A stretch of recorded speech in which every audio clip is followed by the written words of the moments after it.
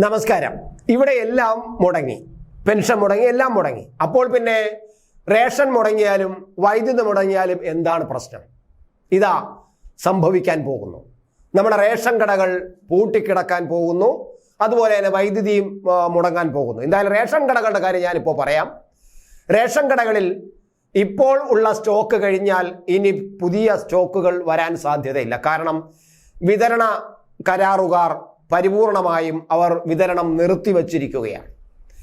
കഴിഞ്ഞ 2-3 മാസമായിട്ട് വിതരണ കരാറുകാരും സിവിൽ സപ്ലൈസ് അധികൃതരും തമ്മിൽ ഈ ഒരു പ്രശ്നമുണ്ട്.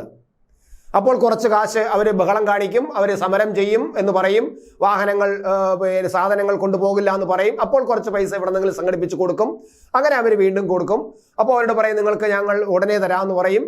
അങ്ങനെ തട്ടിയും മുട്ടിയും തള്ളിയും നീക്കിയാണ് ഇപ്പോൾ ഈ വിതരണക്കാരെ സിവിൽ സപ്ലൈസ് വകുപ്പ് മുന്നോട്ട് കൊണ്ടുപോകുന്നത്.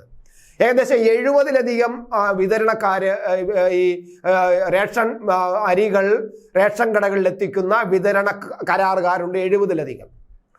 ഇവർക്ക് കഴിഞ്ഞ ഡിസംബറിലെയും ജനുവരിയിലെയും കാശ് കൊടുക്കാനുണ്ട്. ഒരു വിതരണക്കാരന് 25 ലക്ഷം മുതൽ 30 ലക്ഷം വരെ കൊടുക്കാനുണ്ട് എന്നാണ് വിതരണക്കാരുടെ ആൾക്കാരെല്ലാം പറയുന്നത്.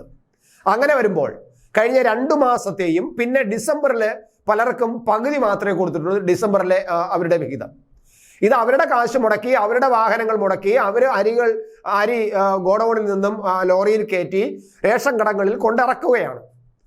അത് ഇവരാണ് മുടക്കുന്നത്. സർക്കാർ പിന്നീടാണ് ഇവർക്ക് കാശ് കൊടുക്കുന്നത്. അപ്പോൾ കരാർ അങ്ങനെയാണല്ലോ. അപ്പോൾ ഡിസംബറിലെ പകുതി പൈസ ഇനിയും കരാറുകാർ കൊടുക്കണം. 70 കരാറുകാർ കൊടുക്കാനുണ്ട്. ജനുവരിയിലെ ഫെബ്രുവരിയിലെയും കൊടുക്കാൻ ഇനിയുണ്ട്.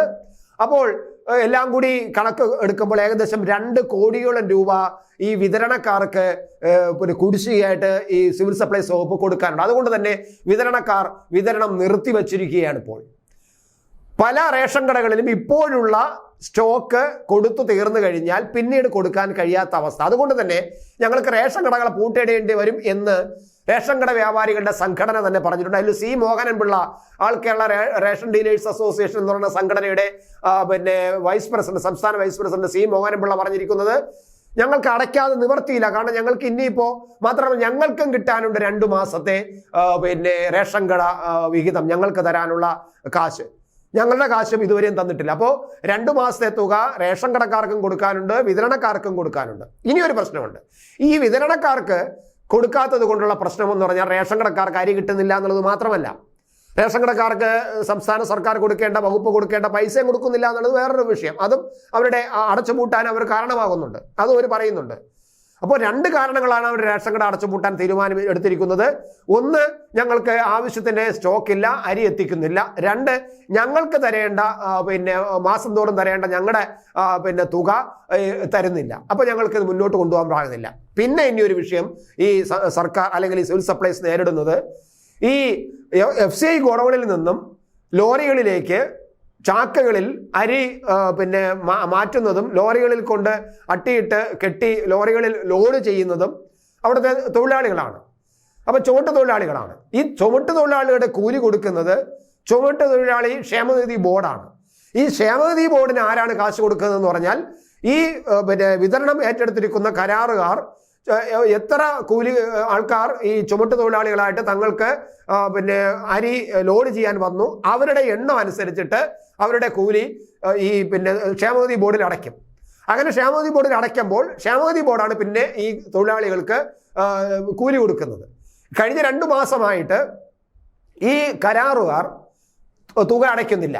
എവിടെ? ക്ഷേമനിധി ബോർഡിൽ അടയ്ക്കുന്നില്ല. ഈ തൊഴിലാളികൾക്കുള്ള ചുമട്ട് തൊഴിലാളികൾക്കുള്ള കൂലി അടയ്ക്കുന്നില്ല. കാരണം സർക്കാർ കൊടുക്കാത്തത് കൊണ്ട് ഞങ്ങൾക്ക് കൊടുക്കാനില്ല. ഇപ്പം ഞങ്ങൾ തന്നെ ഞങ്ങളുടെ വണ്ടിയിൽ ഡീസൽ അടിച്ചും ഞങ്ങൾ ഡ്രൈവർമാർക്ക് ശമ്പളം കൊടുത്തും ഞങ്ങൾ കൊടുത്തുകൊണ്ടിരിക്കുകയാണ്. ഇനി ഈ ചുമട്ട് തൊഴിലാളി കൂടി കൊടുക്കാൻ ഞങ്ങളുടെ കാശില്ല. സർക്കാർ തരുന്നതനുസരിച്ച് ഞങ്ങൾ ഈ ക്ഷേമനിധി ബോർഡിൽ അടയ്ക്കാം എന്നാണ് പറഞ്ഞിരിക്കുന്നത്. അങ്ങനെ വരുമ്പോൾ കഴിഞ്ഞ 2 മാസമായിട്ട് തൊഴിലാളികൾക്ക് ഈ കൂലി കൊടുക്കാനും കഴിയുന്നില്ല. അത് സിവിൽ സപ്ലൈസ് കയ്യിൽ നിന്ന് എടുത്ത് കൊടുത്തുകൊണ്ടിരിക്കുകയാണ്.